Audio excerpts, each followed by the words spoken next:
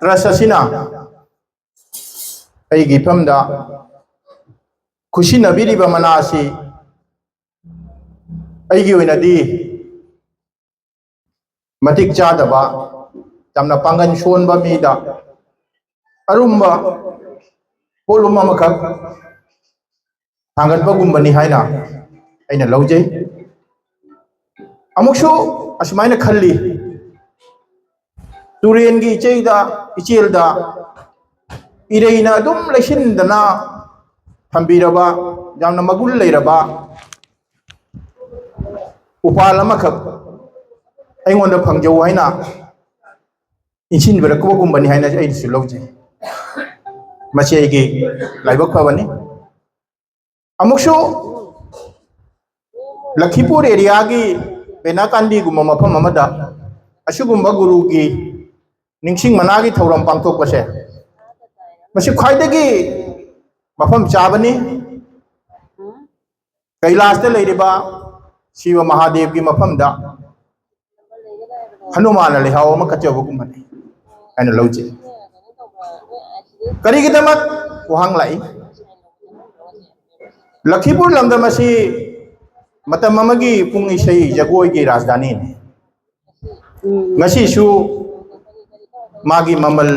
ꯃꯥꯒꯤ ꯃꯉꯥꯜ ꯑꯗꯨꯃꯛ ꯂꯩꯔꯤ ꯑꯁꯤꯒꯨꯝꯕ ꯃꯐꯝꯁꯤꯗ ꯒꯨꯔꯨ ꯑꯁꯤꯒꯤ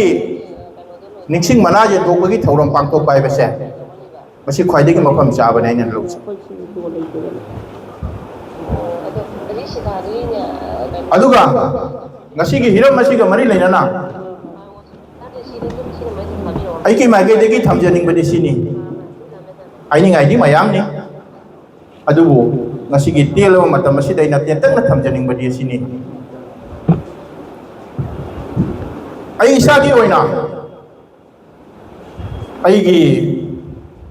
imung manung aigi ipa ipu baji ima ai ma pokpa ahalaman sing khudimak se pung isai gi rasa sida ngaujaram aduna ai ko ese horak phangi maike de jengoragadi manipur gi kasam thong sing de koi chelapani dei tre kuntak pai matam sida tolen khun si se ekoi leibam ni ji phawa koi halaman ching hai awam jumam maina lei adugegi koi se mathang takke dana hoji hoji sunai chan poda leibani aduna masi ai karimta khangjaram manate adubo bhagwan gi lalani ishwar gi lilani karam haina ingonda pung gi sei gi wakhan ja mai phaurei noi masi aina khangmanate ishwar gi lilani aduna ai pi ngai dagi ai pung isai siga pamjana hore aduga aina lairi kanna pari ngai da ai gi ma pokpa ipu jaima mayam na khangbiriba koi gi mutungi chawban ki apokpa ipu jaima kudi makpung isai gi bajang achen ipu sina hai matam sidai na ngang wei ngi digi phaigan da pung yam na jai ado pung tambi ge law ipu na pung tambi ima baji ne chai nang lai ri koira roi adumaina dum pung de tawdana dum tawng lai dibna nang lai ke pa isu yati ipu na la hai pung isei da thawai yawi dumaina lai ri da thawai yari dumai pung da yawro mani nang nam phawla da sumaina ima baji na lai ta maning ba ipu na pung ta maning ba ima baji na lai ta maning ba pung ta maning sumaina sum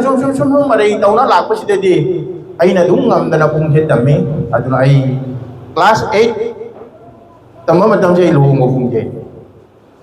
akoi ipu na luhung mo pung je he ipu na hairami noi gi matam de je du pung se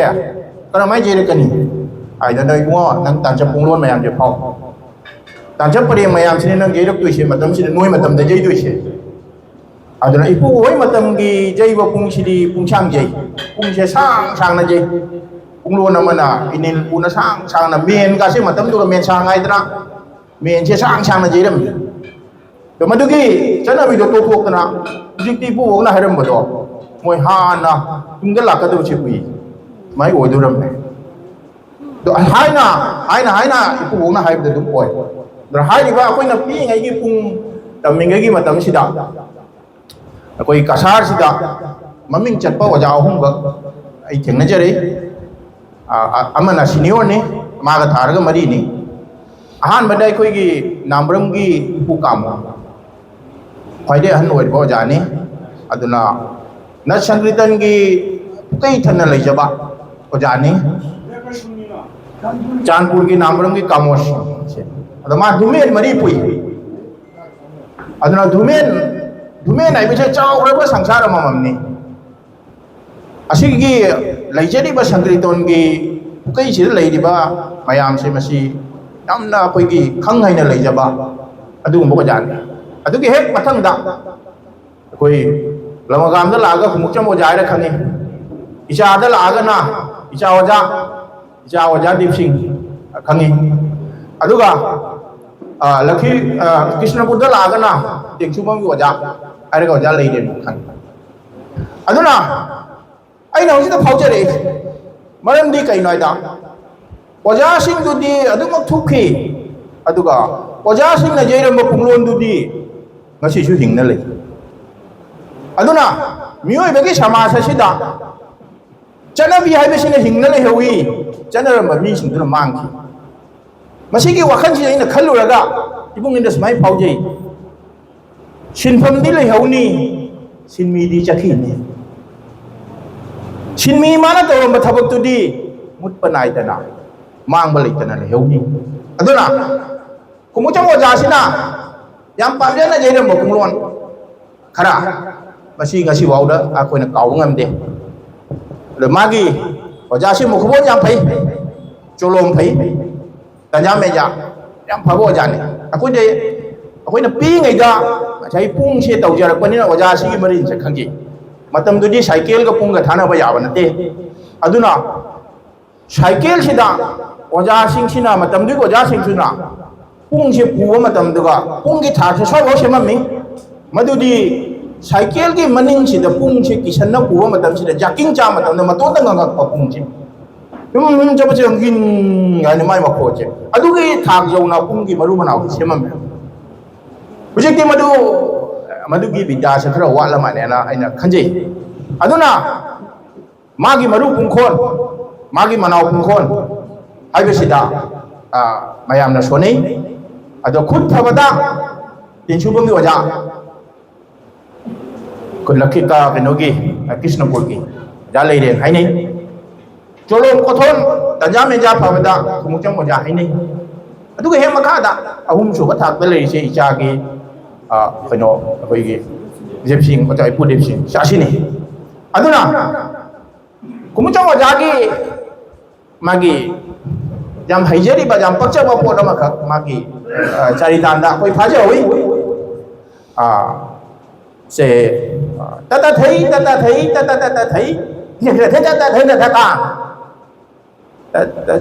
धा से पजाที่ yang पक्के असिगुम्बा अखोई मुंगलोन से अखोई हुजि बावसु फाजे दौजे अदुगा मु तिसुबंगी ओजाना फावरि सिना खुदसे फावा अदुगा वारी अखोई मामना Libby तिचुमो मजागा मुझे मजागा पुंग से जई बजुरा जई मतम सिदा मुझे मजागी वखंदना तिचुमो मजाना जई रिबो पुंगलोन से माना जई थोखरगदी मथंग जेनिंगाई दो माना पामजबो पुंगलोन दो मदु जई दरमिना माई दो फजबो वालनी अदुना खुमुजो मजाना हाना जई थो पुंगलोन से मतुंगदना वजासिना मु जई बद नुहायररोय है वखलोनी दुनी दुबो वजासिगी अनि सिगी फजबा मवोंगसिदा अखोई की चुंगा पुंगलो है न खंगबा ताकि दे गिरी न खिने खिने तकना हुई ने खिने ने ताकि दे टिंग टिंग टिंग दे खेरा खि खि खि खि टिंग टिंग टिंग धन रे करंग धन धन दा हाइबो पुंगलो छे खोई खुंजो मजाना थुनबी बा मतम सिदा मयाम जे वा लाव मागी चोलों दो फजन अदो तिजमो मजाना सो ममुनु दे नोक पा अꯩꯅ ꯈ꯭ꯋꯥꯏꯗꯒꯤ ꯄꯥꯝꯖꯅ ꯂꯩꯔꯤꯕ ꯄꯨꯡꯂꯣꯟꯁꯦ ꯅꯪ ꯅꯍꯥꯟꯅ ꯌꯩꯊꯣꯛꯈ꯭ꯔꯃꯤꯅ nang na khali ai ngon de he la nei na anai di nang yengoi na ki do ge wakhan je challenge se sai da ni aduga magi akoi gi tinchumo wajana ai ke khang ki ne ke dan tho la ga hai ga lak pa si di ngasai gi kumtung waja gi ai no du gi mong du tinchumo wajana wa tao na hai du ka si di ngasai gi kai than na leiba kumtung waja ni na mathang thok on ba da mai gi cholun chi mu wa law asumai na akoi gi mai gi pratibha che la ba asugumba waja sing sigi mai gi mating magun che masi aina amu ibung ning sida khanjai ngasi gi asugumba trasa sina waja sing sida gi guru sing sida sakhang bidna waja sing sina asugumba sijin nare ba akoi gi in practice ta lei raba gyan mayam se ai gi manipuri samaj da tung gi mirol na khomje launa ba mang dana ba sem sa no bo jokon na bo hona ba hai be se sung ban tra sa sigi mateng na soi dana oi gani hai be se masi aina khanjai aduna ai samak jola ne ru manipur dance ka to mita ai jagoi tam je dei adubo aina jagoi se tam tam se bangi cho se sai gosta bangi sai gosta bangi gi bangi cho gi chali gi jagoi se sa matan se Manipur ke phao ho ja phung gi ho ja lai bang cha na ai ngo da noni kumar ko dire mani kumar ko i no ma dei na thawai se yam nungai man da na phung se pai ra ga phung ho chal ga ina tina chu wi phung ho je jai na lai aduga aina sum khat pa sida ni na khi tang ta tang ta ta tang khra ten ta tang khi ta he kini khra thi he ana thawai se nuai ta na dum ku nga ta bo phung je jai ma dam ji da phung se hak du wai na kak kak ta lai ko ja lai bam ta sna ko ja na mani ku ma nang oi de ibu nga ja koi tok tho nang phung to ko dong ni ai ta na ko ja sing sing ma nak ta chalaga koi khara sum tan jan je dei adubu ai mapan da chat pa gi khudong cha ba yam na phangi ko ja oi bi gi khudong cha ba phangi Even America da chatna ai jagoi gi khudong chawa ai phangami adubu laibak da tam da bani aina PhD se het loraga masi ai gi haibu ai gi punsi da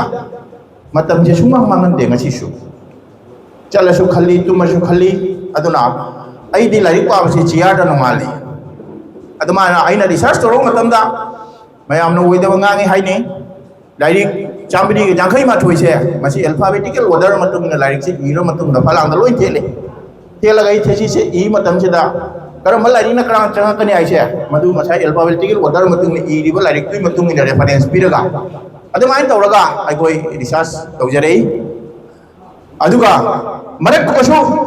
ai koi research tawna manipur da ai koi maharaj bodhchandra lauramba sija rani ki Zulun pala ai thogon phangjarei joide pala joide chajerei ai piroi kaya sara kaya thogon phangjarei adu bo khalli aina pungjei ragadi aina show chalu ragadi lairing se mang tare jar roi aduna no pungjei ro da hapta ama lari pa yate adu ga khara toin jei radi lari se chupa pa yate manung mawon da wakhan je chang ni dana masidi pungai sina lang da ya da lari kai sina mi ta ba ya da tan da tumina lai ta ba aduna bidani sina ingon da punna lai sina ingon yam wa ba aduna no ma khak akoi pungjei ro ragadi se ai singa sai ai je hori da dum wa lori adunga hairam madi phawani sima hairam madi ha na sigu ma mayam sa masi khallo wa aduna pung hai be sida yam na maru na leiram mi se manipuri sanskriti gi khoidau se pung ji ga leiram da pung sina karmai tawri haida angan ma matam gi ari ba matam de gi chum laktana mitai phru poina chalamba mitai gi dharma gi do mega jadra gi matam sida maming gaura dharma on dai wani potu di ai gi hani chadabi ngden asima masi koi nainaraga masi khangbi gani aduna koi english de haira cultural criticism haiba cultural assimilation haiba asigi yam chau ba po che koi metai gi pung sida lei aduna chumna gi pung natri sai jantra bu lai oina ling ba se ngal lingai matam da pena da ni do pena gi saklon ni gak lei do bai ga sana matam de di punjan graga pung oina thorok pai wani aduna maru sina ibe ma radhika gi saktam lauraga manaw sina imo krishna gi sakpam laure harga manaw si gi tang ayo pungkon se manaw si dei thoi gin nai ba pungkon se na maru de gi thoi aduna tang ga gil ga pulla ga de ngai ba sabda se oi ani pun ba si gu ju gol khoi aduna akoi ahal laman sina pung se jei run matam da tharak ko matam da aya ma the ngai ba magi makhon kon thok sina thani ado masi ibungo ibe ma ni pun ba du ju gol khoi aduna ju gol ba po se masina asai gi mioi ba gi wakhalon se dai koi jati gi wakhalon se da bhagwat prem gi wakhalon do madu ani pullama matam da ni gi darshan phangadi mukti phangi ai ba wakhalon do akoi gi midei pung si da ba gi dra matam ni da phajana masi yawam ba aduna matam du gi changchal lai ba ise gi thak gi pom ising gi chaw adu da manipuri gi hana leijare mai ba ai gi sanskriti gi pukai me amje lona thumjan gi tare mang gi tare adu dei kamaina no masak to dor kani ai bi matam du gi rajasi bai ga chandra gi wakhalon ni aduna ngasai gi meitei pung hai ba se meitei gi pung macha haina khangna ba se machi icham chamba jantra ma natre ma di krishna roop ni sri gauranga gi murti ni aduna manauda macha nipan na ma se lon gani masi wasta gopi ni aduga mari siga mari umbu mari pan gani rasa umbu mari ni asmai tawdna akoina pung se icham cham na jai ba ya da ba mandir puja dauraka pung se akoina thonbi ba aduna ngasi gi leiriba akoigi manipuri gi haugalaiba naharon singna asigumba tattaga mari leaba punglon salon mayam se masi kahendana seba tawragadi aigi manipuri samaj ko na phabu oigani ai bise aina thajai da masiga dam akutpa manipuri gi research lei ai koina icham chamna mitmang do udu ga yam lai na lojabagi wani aduna tattagi wa masak singje akoi manipuri gi pungsida masi yauri aduna chumnagi pungyei rasu chumnagi cham cham ne ta janjalaga jeiba yaba nate magi astabe saidana pungyei ram daida besanipan asiga thola raga masiga mana pungdo thogon tawgadabani to masida migi ama laigi ama yauri do laigi haiba sidi masi kaiba yade raga dagina main bause sunjum chatharak pajasi migi ni alaigi ni aduga swadhin nai se ko ingreji dara ga ning tamba amite ron dara ning tamba ingreji dara ga freedom mayam nungai na bu ut pajaba aduga mata ma yauri maduga mayam gi pe namu upi ba aduga laigi dudi koina kahen bidaba aduga sagi ko rajasi bhai ga chandra gi matamda koi raga chowai na puthomi bacha masi bharat ki संस्कृति की पुगैदा असिगुम्बा अखोई रागा न मूर्ति सागत पसे लेते Manipuri the northern लेते अदुना असिगुम्बा रागना मूर्ति सागत पे वखलोन से मणिपुरी की ngalingay मतन द लाय हराउदा अखोई हक्चांग साबद लाइबौद मसी याउरी उथे गुमरीना मीगी मूर्ति से सारगा अरोब खुजेतुना अतियागु सीदवदा मागी थवाई नेरारगा मिओई बाइबसे थाबुम तरा सोरगा ताइबम फावी हाइबगे वखलोंदो अखोई हानगे guru singna allaman singna chatharakwa adu mo wakhalon ni madu ge wakhalon do lawre harega rajaji baiga chandra raga chu se sakal li govind murti se sakal adu ma nga sai gi akoi pung se jerak matam da ten ten ta ta tang ai ba se Sri Krishna Chaitanya nang ai ba ni aduna lon ma le de meaning lai ni akoi guru sing du di pung lon du ga meaning du ga sana madu thamam ba ni aduga sai pungon je hawu pung je hawu matam ji da pung gi pungkhon je mega sanna da nong khong ba gi makhon ji da masi akoina raga se hawi madugi maram di kaino haiba matam da ujik su jeng biu pung gi ahan ba nong gi nong khong je het ta matam da ai kot banung da lai ri ba phau gi phau di do ma ton chong gar ba ni ma ningjam gi ri tu na tumat na la ba laipak mong da phum na lai ro maru do madu nong gi nong khong het ta matam da ma maru hul la तो अदु माइना जीव संचरिनी ओइबसे mega सन्न the zag दबनी आबि होय गुरु सिंगी वाखलोन अदु पुंग जे जै मतमदा गिन ता गिन आबि गिन आबि जता गिन नतबा गिन आबि पुंखोन जे योंना सेंगो दबनी न ngasai गुरु सिंगसिना पुंग जे जत मतम न ngasai gi साइकिल दा हापगा जो माइ मखोन जे गिन ताना बे यादना मखोन जे साइकिल नि जाकिंग जा मतम पुंग जे मतोन मखोन पोगै अदु गे योंना काप से मागी फिलोसोफी दो मधु यौना असेंबा दादुना मांगा साइगी मसिगा सुलोनाम यावरिबा अखोइगी गिन ता गिन ते नाइबेसे हुजिकती पुंगजै मतमजिदा गिन ता गिन ता यादे संजा यावद्रदि मंत्र ओइदे संजा यावद्रदि इसै ओइदे सुर लौथोदि वारी ओइ सुर हापचलदि इसै ओइ अदुना करिगुमा वारी अमा लीरगदि वारी ओइनी सकगदि इसै ओइनी सक तारगदि संजा यावनी लीब तारगदि वारी लीबगी मोंगदा चथनी अदुना मणिपुरीदि ngसाइगी संगीत हाइबसे मतमदुगी लिटरेचर ने मतमदुगी साहित्य संगीत कला बिहिना हाइबसे संगीत हाइबसे दा गीतंग बाइतंग तथा नित्यंग अहुम जे यावदब यादे अदुना मणिपुरी गिदी बाइतंग न हुई पुंग न मरुनी अदुना भारत की नाट्य शास्त्र दा भारत की संगीत शास्त्र दा गीतंग बाइतंग तथा नित्यंग हाइरम पोतो मणिपुरी ददी बाइतंग नित्यंग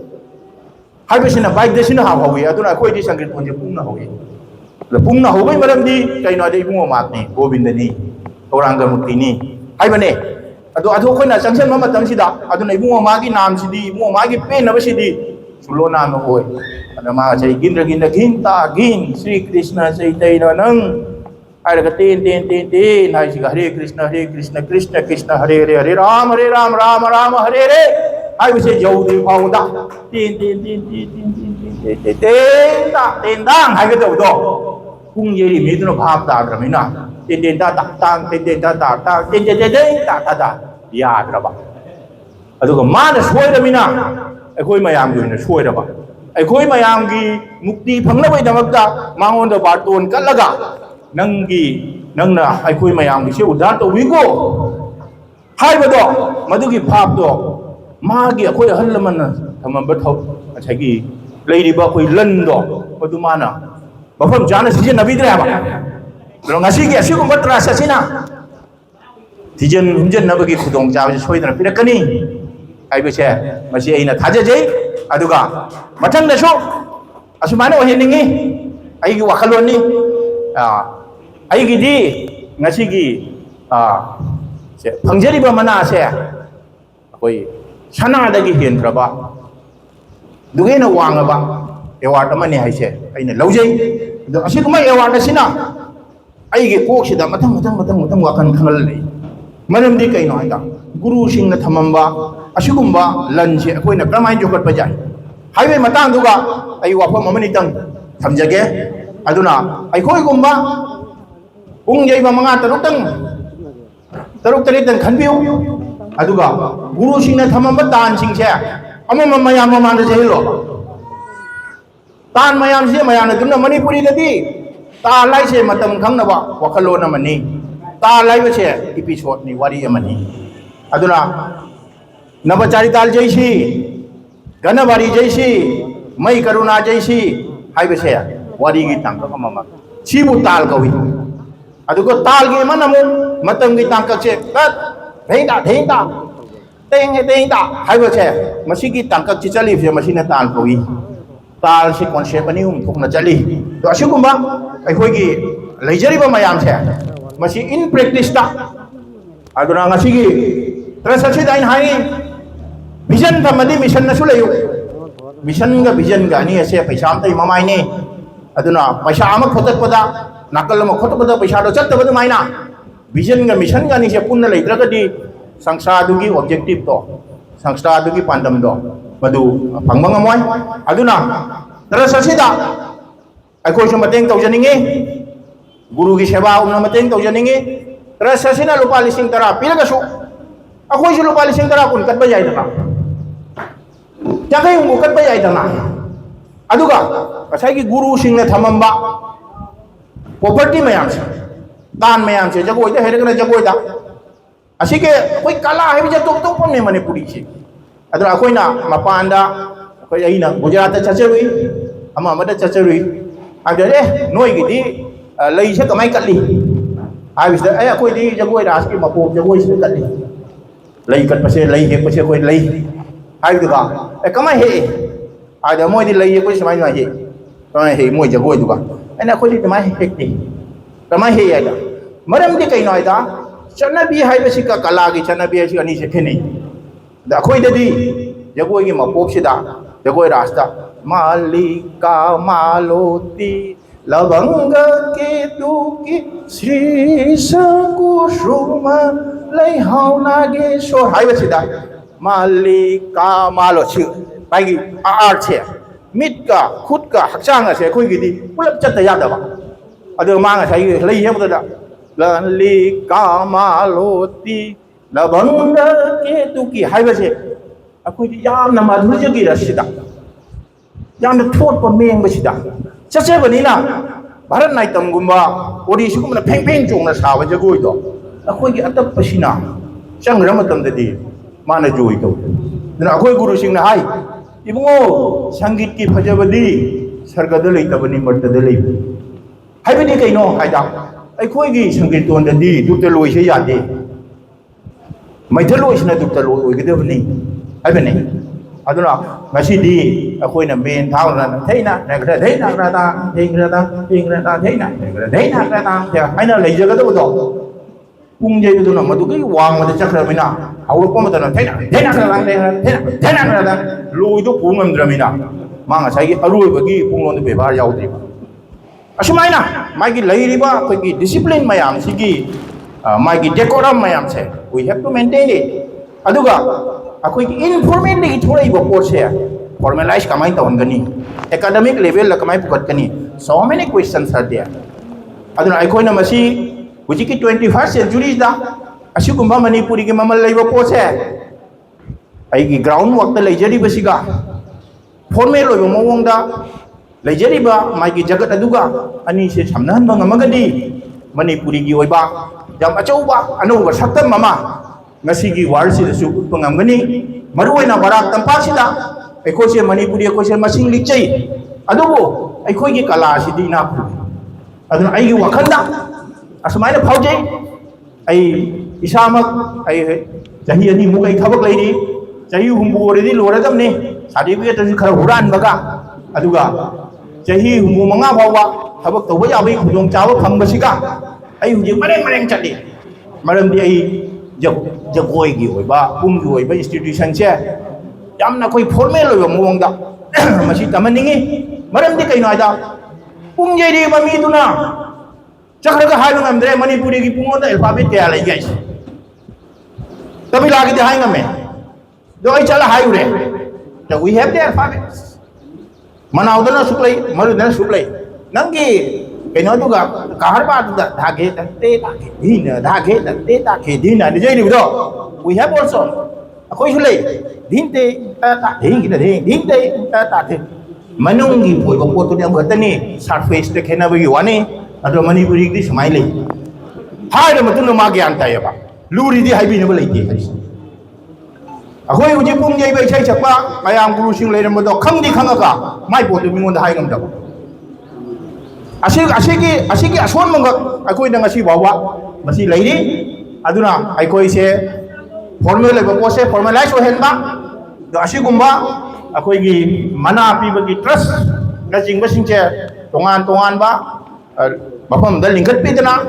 आइगी लम लम द हौजरिबा न संगीतों की उपाल सिंगदो मदुद लेहा हापिदना मही जालन बाई बसे हुजी अखोइगी मरक्तसु माइगी फिल का मरी लेनबो मिना तौगदबनी अदुना अखोइ हुजी संगीत पामजरु रमिना संगीत की चाखन नबो हनबदा अखोइ मफम दुगा लिबनिंगी मफम दुगा चनिंगी राजनीति हयदा बाइंगोंदा राजनीति को कों कुछलगा दे ngमजरोय तो असुमाइना मखोन फबा मिदे इसै सानबा लांगोन पाइबा हइबा मिदे लवु होयनबा कोलोम पाइबा हइबा मिदे लाइरिक हेनबा हइबसे हुजिकी मतमदा अखोइना मीदुगी मवोंग येंगा तवहनद्रबा जादबा थबक अमगसे सोइदना ओइगनी अदुना असिगुम्बा त्राससिना मसक खंगबिदना मना पीबगी थौरम अमा सिनबिरिबसे आइगी माइकैदगी हन्नना थागचरी लेंबिरेबा मयामबुसु आई अमुहना खुरमजरगा असिगुम्बा वरोल खरतंग सभागी मांगदा फोंदोकजबो मंगबगी खुदोंग चाबजे फंगबसिदा गोविंदना आइगी असिगुम्बा वाखलोनसे मसी मथंगदसु हेना मंगान पीबा ngam ओइसनु तिनबिरिबा मयामसु Shri गोविंदगी थौजानदगी Nayak तौदना matam sangna leibang amba samaj ki sewa tawbing amba imu manu ki sewa tawbing amba oisanu ai wa pam se tamjarang mayam bo muktum khuram jaraga patang si dei losin jagi aduga sankirton gi maramda aduga pung jeibegi maramda jagoi gi maramda asuk yauna mana manu hanjinna kangamba se basi ai yam nungai phawi aikoi gi hojik Barak Valley da hoi Ojan Oni Kumar na lamjing laga aduga mating pang laga Barak Valley da aikoi sankirton se amuhna chaukat naba hawai haukat nabagi lambi ama lei rabra aibise aigi wakallon ni aduna sigumba thauram si trustee maigi khaktagi natana ngangda Kirtonia leiriba mayam pungjeiba isai sekwa leiriba mayam se masi jokhat nabagi tamakta icha isu singda larik khakta tamhangadam ni haibi wakal je thadoksi aikoi gi pung magi khonjel lu pharaga isai tamansi makutto khengma heiradi pungje hensi aduga larik tamakangna hujikti hingani haibadu leiraktre mayam no ubirangani BA pass tawraga MA pass tawraga upai leitadana amungda kullaga leiba mayam thengnarangani ne masi haidu gadi phajada bawani adubu tasengna khoi thengnari bani mama pa oibagi papa mapu oibagi lantum ngakpa ngamdaba aigi icha su oiramba jai isu oiramba jai adu punamakte khoi na kangi harabadi tungan ba sintham mayam se khoi jokhat pa aduga khoi gi cultural heritage se maitai gi lejari cultural se masi jokhat pa matamda aigi punsi hingna ba machak su oigane ba oisu oiri hojik aina pungje be sei sakpagi sinpham do aigi dinate adubu aina sum ujaba matamda pungje ba imung amada sei sakpa imung amada magi sel thumgi lambi se anna jamna hojik hagat pai pai leira bane ba adu radi aikoina kan tongana hojik mapan na chatna company da kari da sudna gotna tawbase hojik sankirton gi lamda puning changjal abadi sajat licha chu chumai wakal chu chumi sendok lambi chu pharai icha inau singdasu apaba pudam ama akoi gi imung dadi adugi hal do sei sakpani pungjei bini haradi agi imung manung da sajat licha wakal pukel senglam gada male hojik adugu malambi do koi ngasi kari gi thadok kada adu maram dana mo aikoi gi naat se jokat pa sida aikoi gi purup se jokat lini aikoi gi purup sina kari gumba akoi purup jokat pa bise kari no aikoi naat se jokat pa ne ba pungjei ba isai sakpa sigi lam sida aikoi khungang kaya da sorat karma da aikoi na mi khara pulli bida madu aikoi gi unity oire akoi gi integrity oire aikoi gi lamjing ba bidu do dipun nai do oire bna ba